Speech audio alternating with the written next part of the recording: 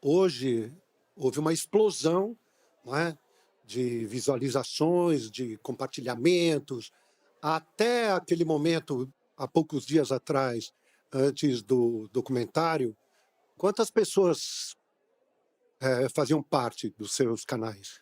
Eu tinha, se for contar em todas as redes sociais, daria talvez 15 milhões a 20 milhões. Eu tinha, na rede social principal, eu tinha 8,8 milhões. E hoje? Hoje, na rede social principal, que eu tinha 8,8 milhões, eu tenho 15 milhões,5 em 5 dias. Foram mais de 7 milhões de seguidores aí em 5 dias e crescendo. O teu vídeo repercutiu muito. Ele repercutiu pela história, né? Através das pesquisas e das denúncias que você fez, mas ele repercutiu também junto ao comportamento das pessoas. Eu acho que as pessoas começaram a refletir mais, e eu já vi vários vídeos de mães falando: eu não devia ter exposto tanto meu filho, apesar de nem ser uma exposição, vamos chamar assim, delicada ou sensual. Que reflexão você começou a trazer para a gente a respeito disso? Eu creio que esse é o ponto mais importante mesmo do vídeo, e você falou sobre ter chegado nas pessoas, e foi isso que eu observei mesmo. Me mandaram fotos, por exemplo, Serginho, de pessoas assistindo o meu vídeo na horizontal, que é uma coisa muito difícil nos dias de hoje, as pessoas estão consumindo todos na vertical, assistindo no ônibus o meu vídeo, no metrô. Eu fico muito feliz porque não é sobre mim, não é sobre eu como pessoa. É sobre a causa mesmo. Essas crianças, essas contas de perfis de crianças estão sendo utilizadas para promover trocas de pornografia infantil. Isso é muito sério. Isso é muito sério. É um assunto muito delicado, é um assunto aversivo de ser falado, é um assunto que causa repulsa, mas ele tem que ser falado. Infelizmente, é um assunto que acontece em pequena e em grande escala, de forma menos ou mais problemática. Acontece desde uma exposição, desde uma adultização, crianças se portando como adultos, até crianças sendo sexualizadas de fato, né? É doentio. É doentio, é completamente doentio. É muito importante a gente falar sobre isso, e eu observei que esse movimento na internet de crianças produzindo conteúdo, e o público, ele era dividido, ele tinha outras crianças consumindo, alguns pais consumindo, mas ele tinha naquele público também, isso é muito sério, pedófilos. Tinha pedófilos consumindo aquele conteúdo. E era um conteúdo, Serginho, que se eu mostrasse pra você, sem dar o contexto, você ia falar que era um conteúdo inocente. Era uma criança brincando, era uma criança se divertindo ali com as amigas, mas existiam pedófilos, desculpa dizer, eu sei que é forte, cantando aquelas crianças. E daí você vê aquilo, você vai vendo aquele movimento, você vai vendo acontecendo, e você vai vendo pessoas que produzem conteúdo suas crianças, pessoas que às vezes adultizam propositalmente a criança. Se você não sente uma indignação, você não é um ser humano. E eu senti uma indignação, tinha um público e falei. Simplesmente liguei a câmera, na minha simplicidade, o estúdio que você vê branco lá, o estúdio contratado, é o meu quarto. É o meu quarto, é a minha câmera ali que eu liguei, falei. As reuniões de pauta era eu e meus amigos, que a gente entrava em ligação, conversava, cara, isso aqui tá legal, isso aqui não vai, isso aqui vai. E causou um movimento tão gigantesco, Serginho, que agora, nesse momento, tá sendo meio nebuloso, tá sendo meio difícil de cair a ficha. Mas é um convite para as pessoas que estão assistindo, todo mundo que está aqui na plateia, é um convite para vocês entenderem que vocês têm voz. Existe um poder nas pessoas. Você vê algo que está errado e falar, denunciar, na sua simplicidade. As pessoas ouvem. Existe bondade no mundo. Mas e o consumo? Consumo O consumo. direto de crianças e adolescentes frente à tela. O consumo ele tem que ser, na minha opinião, supervisionado. O pai tem que supervisionar o que a criança consome na internet, porque é muito fácil a criança É muito fácil, o algoritmo mesmo é trabalhado para isso. É muito fácil a criança sair de uma animação divertida, que ela se diverte, para um conteúdo não apropriado. É muito fácil isso acontecer. É um movimento que acontece muitas vezes. E se você enquanto pai, tiver a capacidade de supervisionar o seu filho com 10, 11, 12 anos, ele pode consumir de forma moderada, na minha opinião, mas se você não tem a capacidade, se você não consegue ser um pai presente, se você trabalha muito, às vezes tem muitas ocupações e tudo mais, na minha opinião, bloqueio. E uma outra coisa é não sobre consumo, Serginho, é sobre produção de conteúdo. Criança não tem que produzir conteúdo na internet. Não tem. A internet é um ambiente, todo mundo que está aqui sabe que a exposição não é algo fácil de lidar.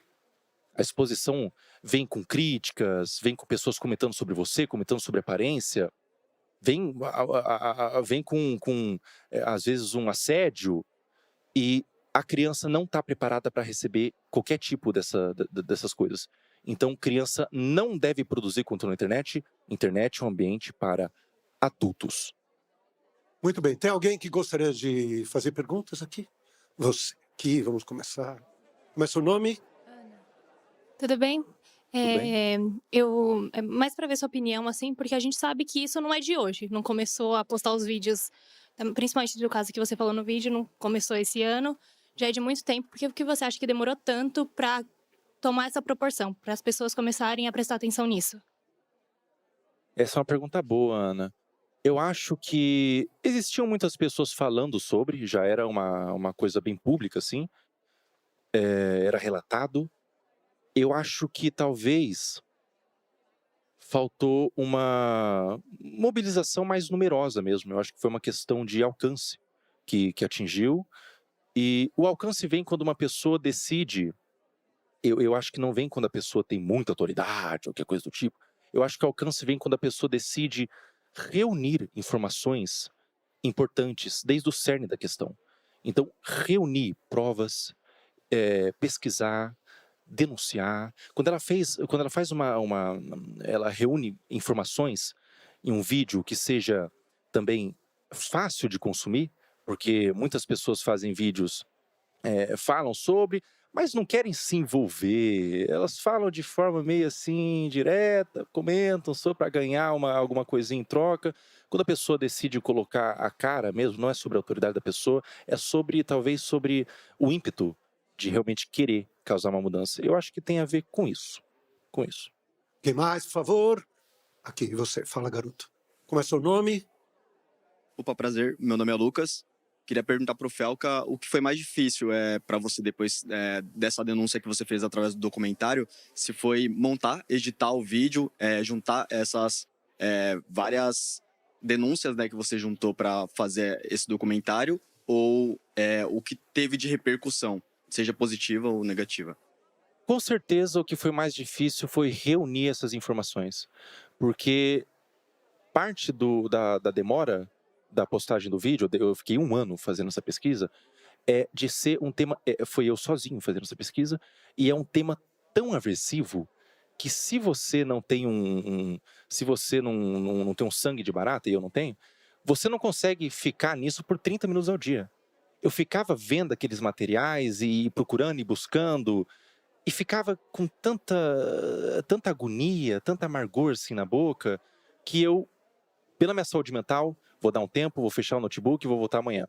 Então, esse foi o mais difícil. A repercussão, por mais que seja muita coisa acontecendo ao mesmo tempo, é muito positiva. Eu estou muito feliz porque se estão dando luz para essa causa, eu creio que possa haver mudanças. Então, é extremamente positivo. Estou super realizado, super satisfeito. Mas, por outro lado, tem gente que não gostou. E eu queria saber como é que você recebeu, e se foram só críticas ou chegou até ameaças? Algumas ameaças, sim, Serginho. Algumas críticas, alguns movimentos de difamação, de tentar descredibilizar e tudo mais. Como eu recebo isso, a gente sabia, eu sabia o que eu estava fazendo, a gente sabia, eu e meus amigos, eu e minha equipe de editor e tudo mais, as pessoas que estavam por trás, a gente sabia que o que a gente estava fazendo era grande e tudo era esperado. Tudo era esperado. Olha, a gente não sabe exatamente o que vai acontecer, mas vai vir ameaças, vai vir, talvez venham alguns processos, talvez venha gente insatisfeita com o que eu fiz. Existe também, Serginho, e isso é delicado de falar, mas é verdade, existem alguns pedófilos que se incomodaram pessoalmente por eu estar tentando quebrar o esquema de pedofilia deles. Esses pedófilos, eles vão se sentir atacados pessoalmente e vão bater de frente, mas, sinceramente, quem tem que ter medo são eles, não uma pessoa que está denunciando. Quem tem que ter medo são os pedófilos. Fala. Boa noite, meu nome é Mavi. Boa noite. E a minha pergunta é, depois da repercussão do seu vídeo e a ação do Ministério Público, o que você acredita e qual mecanismo podemos usar para proteger as nossas crianças das redes sociais? Existe o ECA, por exemplo, o Estatuto da Criança. Existem leis para proteção. O que esses criminosos fazem são crimes. Então, eu acho que o melhor movimento, a melhor iniciativa é a iniciativa do indivíduo de denunciar, de ir atrás, de procurar, reunir provas, pesquisas e denunciar o que está vendo na internet. Denunciar. E, se tudo der certo, a gente consegue uma mudança no algoritmo para que esses conteúdos não sejam nem capazes de chegar no seu feed. Muito obrigado pela tua vinda Serginho. aqui, viu? Obrigado Mesmo. Parabéns pelo seu trabalho. Obrigado, Serginho. Obrigado, viu?